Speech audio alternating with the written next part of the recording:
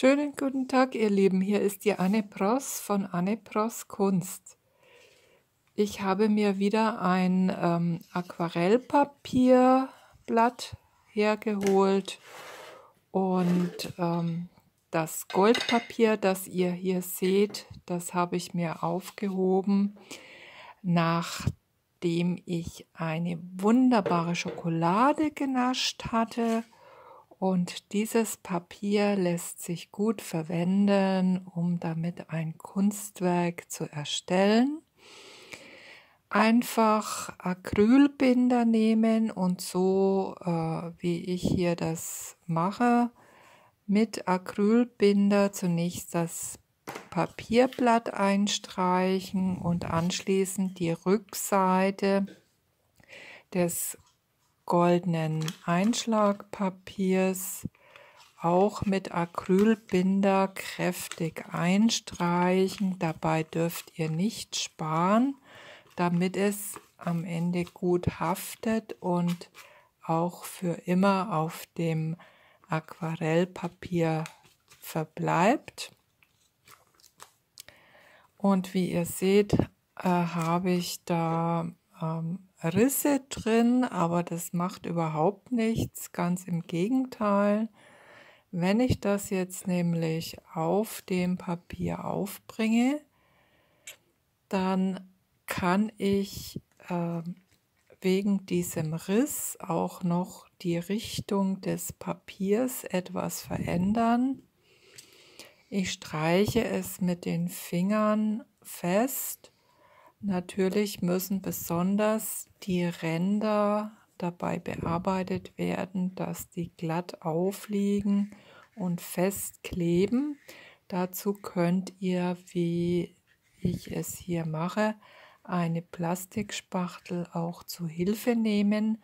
Anschließend nochmal die Ränder hauptsächlich dieses Goldpapiers mit Acrylbinder einstreichen und dann nochmal mit dem Finger verreiben und festdrücken.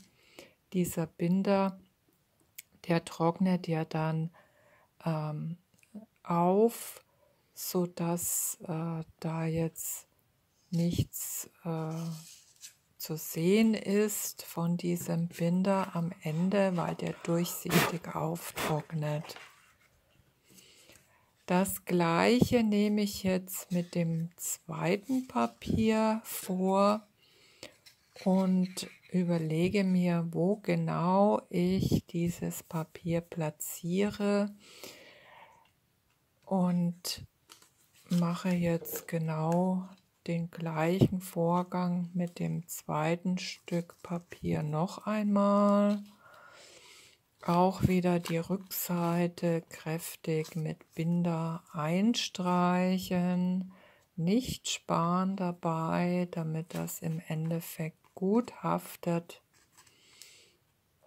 Und besonders schön ist, auch wenn das Papier zerknittert war, eben vorher durch das Auspacken der Schokolade.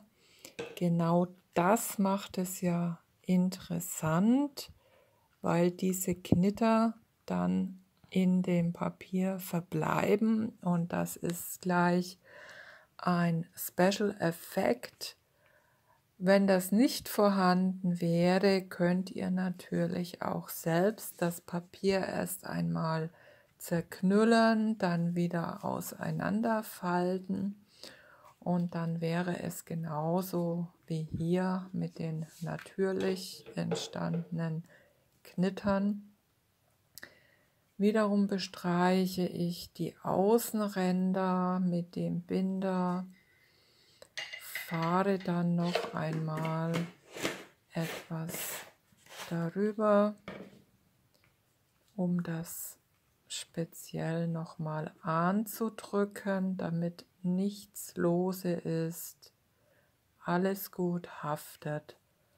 Das lasse ich jetzt trocknen, damit der Binder getrocknet ist. Und der Binder ist natürlich wie immer entsprechend durchsichtig aufgetrocknet. Als nächstes habe ich mir eine schwarze Acrylfarbe hergenommen und einen Pinsel, mit dem bringe ich jetzt Formen auf das Papier. Ich habe mir überlegt, in diesem Fall mit einer minimalistisch angehauchten Malweise zugange zu gehen. Das heißt, wenig Formen aufbringen zum einen, dann entsprechend einen Kontrast setzen zu diesen eckigen, kantigen Formen des Goldpapiers, indem ich hier geschwungene Linien aufbringe. Und wie ihr seht, wenn ich mit dem Pinsel über das Goldpapier fahre, dann wird die Farbe automatisch dünner, weil dieses Goldpapier ja glatt ist und auf dem saugenden Aquarellpapier bleibt die schwarze Farbe auch ziemlich satt stehen, in einem satten Ton. Und das ist jetzt auch schon wieder so ein Special-Effekt, der einfach durch das Material, was hier verwendet wird, schon vorgegeben ist. Und genau das finde ich, das macht es richtig interessant. Ich ziehe diese Formen noch einmal nach, um sie optimal erscheinen zu lassen. Das Goldpapier, mit dem ich hier arbeite, gefällt mir besonders gut, und zwar deswegen, weil ich hier in meiner Gegend, wo ich wohne, auch so Bergbau habe und also das ist jetzt nicht mehr aktuell, das sind jetzt schon historische Bergbauten, die da stattgefunden haben. Und zwar gibt es hier in der Gegend eine Goldmine und eine Silbermine. Und das kann auch noch von Touristen besichtigt werden. Und irgendwie erinnert mich das daran, weil ich war selbst schon mal in dieser Goldmine. Und da kann man auch so wie die Goldgräber dann nachher versuchen, in dem kleinen Flüsschen Gold zu waschen und auszusieben. Und das ist wirklich spannend, also für Kinder und für Erwachsene gleichermaßen. Und wenn ich jetzt dieses Schwarz daneben setze, dann bedeutet das eigentlich so diese Geschichte des Bergbaus mit Kohle, Gold und Silber. Das hat auch so eine eigene Symbolik nochmal. Und ja, das sind so Dinge, die einen da berühren, wenn man so ein Kunstwerk herstellt. Ein anderer kann das gar nicht nachvollziehen, wenn ich ihm das nicht erkläre.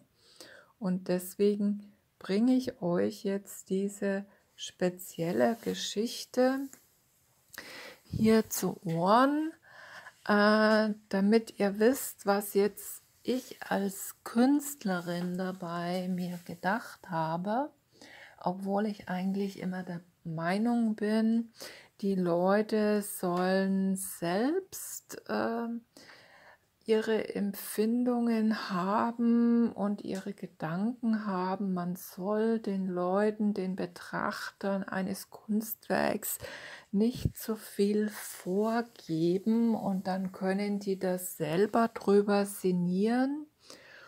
Und ja, vielleicht hat jemand ganz andere Gedanken beim Betrachten dieses Kunstwerks. Und das ist ja auch völlig in Ordnung so, denn jedes Kunstwerk soll die Fantasie anregen, finde ich. Und das ist ja auch was sehr Positives und Schönes, denn die Leute haben ja heute manchmal gar nicht mehr so viel Fantasie wie die Leute früher, die eben nicht alles hatten, so wie wir heute. Und da ist so ein bisschen ein kleines Defizit und Minus da, wie ich finde. Und deswegen braucht man immer Dinge zum Betrachten, um die eigene Fantasie wieder anzuregen und in Gang zu bringen. Und deswegen gehe ich auch gerne in die Natur raus und schaue mich da um und vielleicht regt das eben meine Fantasie an und das merke ich für mich persönlich als Künstlerin. Die Natur ist immer für mich ausschlaggebend und hilfreich. Und genauso wie ich hier eben an dieses Goldbergwerk denke, so denke ich bei anderen Kunstwerken, die ich erstelle, vielleicht auch an Szenen in der Natur, aber auch urbane Szenen, je nachdem. Und da sieht man so Details und Kleinigkeiten. Und die bleiben einem dann im Gedächtnis haften und das spiegelt sich dann auch in meiner Kunst wieder. Da lasse ich diese Formen wieder auferstehen und die leben da auf und werden für die Ewigkeit festgehalten. Ich hoffe, dass meine Kunstwerke einfach bestehen bleiben und auch später noch, vielleicht in 1, 2 Jahrhunderten oder noch später von jemand entdeckt werden. Und ja, das wäre spannend dann zu wissen, was denkt dann dieser Mensch, der das dann später sieht über dieses Kunstwerk. Das werde ich zwar nie erfahren, aber es ist einfach auch ein Stück Motivation. Und jetzt schaue ich wieder auf dieses Kunstwerk und ich habe mir da einen Permanentmarker genommen, wie ihr sicher schon erkannt habt, habe mit dem noch eine Verzierung da aufgezeichnet, um diese eine Form noch etwas zu ändern. Das mache ich jetzt auf dem anderen Goldblatt genauso in Wiederholung. Kleine Punkte oder Kreise sind das, die ich da mit dem Stift einzeichne, um dann noch ein bisschen kleine grafische Elemente reinzubringen, die dann auch wieder den Betrachter anregen. Er schaut sich das Kunstwerk an und sieht da so winzige Details, Besonderheiten und für mich ist es auch immer sehr entspannend, dann noch zu zeichnen. Und vielleicht findet ihr das auch hübsch anzusehen, dass da noch andere Elemente sind, die meine vorgehende Malerei ergänzen. Und ich bin gerade am Überlegen, was könnte ich da noch drauf zeichnen. Ich habe mir überlegt, ich habe ja auch noch eine Plastikschablone mit Kreisformen verschiedener Größe. Und da möchte ich jetzt an einer Stelle noch 2 solche Kreise ziehen. Da das nicht freihand immer so genau klappt, benutze ich die Schablone.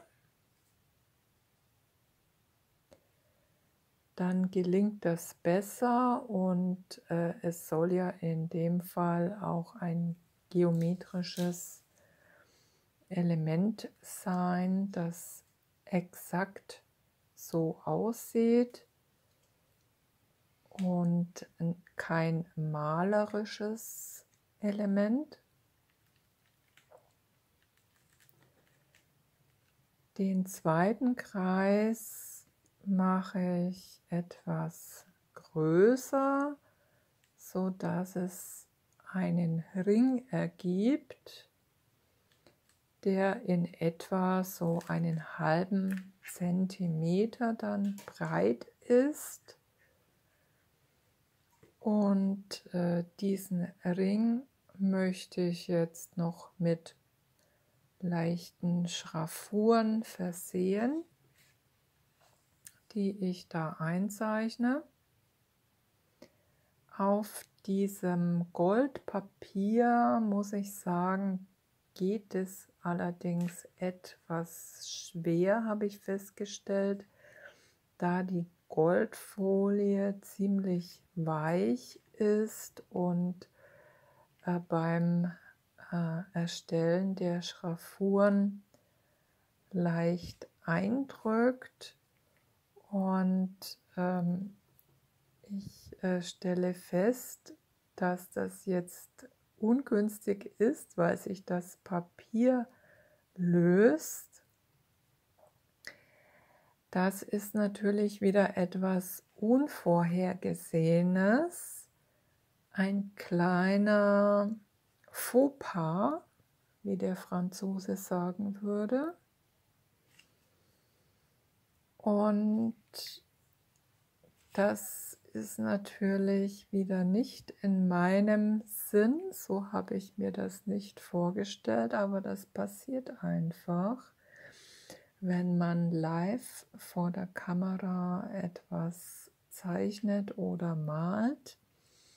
Das wird dann natürlich auch im Film festgehalten. Und wie ihr seht, geht da tatsächlich ein Stückchen Goldpapier flöten. Aber ich werde mir wieder etwas überlegen, um die ganze Sache wieder auszubügeln. Aber zunächst versuche ich, die Schraffuren doch so weit wie möglich fertigzustellen. Vielleicht gelingt es mir auch. Und danach werde ich diesen Fauxpas noch zu verhindern wissen, aber das verrate ich jetzt noch nicht. Ihr werdet es gleich selbst sehen. So, dann habe ich das also so fertiggestellt.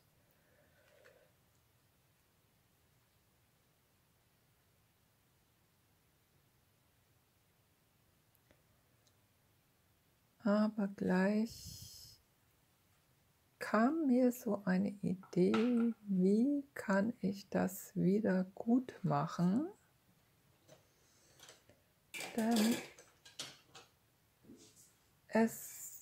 ihr braucht nicht in Panik geraten, wenn euch das mal passiert, sondern es gibt immer eine Lösung, sage ich, so wie im wahren Leben, wenn mal was daneben geht, ist es auch in der Malerei.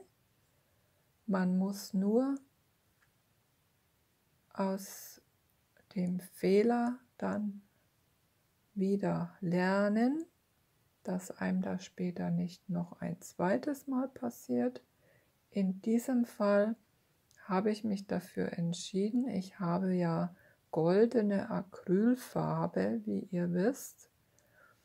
Nehme mir einen Pinsel und mit dieser goldenen Acrylfarbe, die noch ein dunkleres Gold hat als diese Folie, setze ich jetzt einen Punkt, einen Kreis darüber, male das schön aus. Das gelingt mir auch ganz gut und hebt sich auch von dieser Goldfolie ab, dieser Kreis. Und somit habe ich ein neues Element dazu genommen. Und dieses Element werde ich noch an anderer Stelle dieses Kunstwerkes wiederholen, um jetzt nicht diesen Goldpunkt alleine dort stehen zu lassen. Nein, das setze ich noch weitere Goldpunkte und bekomme da nochmal ein sich wiederholendes Kreiselement, was ja dazu passt, eben im Kunstwerk dazu. Wie ihr seht, an dieser zweiten Stelle male ich in gleicher Größe dann auch nochmal so einen Goldpunkt, um dann die Augen des Betrachters dann nochmal aufmerksam zu machen. Hey, da ist noch was Neues, Interessantes. Da sind noch Goldpunkte zu sehen. Und da ja auch eben die Goldfolie sich davon abhebt, denn auch Gold kann unterschiedlich getönt sein von der Farbe her. Es gibt helleres Gold, so wie bei dieser Folie. Es gibt mitteldunkle Goldtöne, rötliche Goldtöne, alles Mögliche eigentlich. Jeder Hersteller hat natürlich andere Rezepturen von dieser Acrylgoldfarbe. Und wenn ihr da mal in so einem Farbengeschäft nachseht, dann könnt ihr auch sehen, es gibt lichte, helle Goldtöne bis dunkle Goldtöne. So, jetzt habe ich noch diese 3 Goldpunkte als Akzente gesetzt. Das ergänzt das wunderbar. Und jetzt setze ich noch einen Schlusspunkt an dieser äußeren Stelle hier. Drehe mein Blatt dabei, damit ich auch eine exakte Rundung erhalte, denn mit dieser Acrylfarbe male ich Freihand. Ja, es sieht wunderbar aus und mein Fehler ist behoben. Ich bin glücklich und ich hoffe, ihr seid auch glücklich, wieder einen neuen Film von mir gesehen zu haben. Ich hoffe, es hat euch wieder reichlich Spaß gemacht und es hat eure persönliche Fantasie angeregt, dass ihr euch auch Kunstwerke ausdenken könnt. Vielen lieben Dank fürs Zuschauen, liebe Kunstfreunde. Eure Anne Bross. Bleibt schön gesund. Ciao.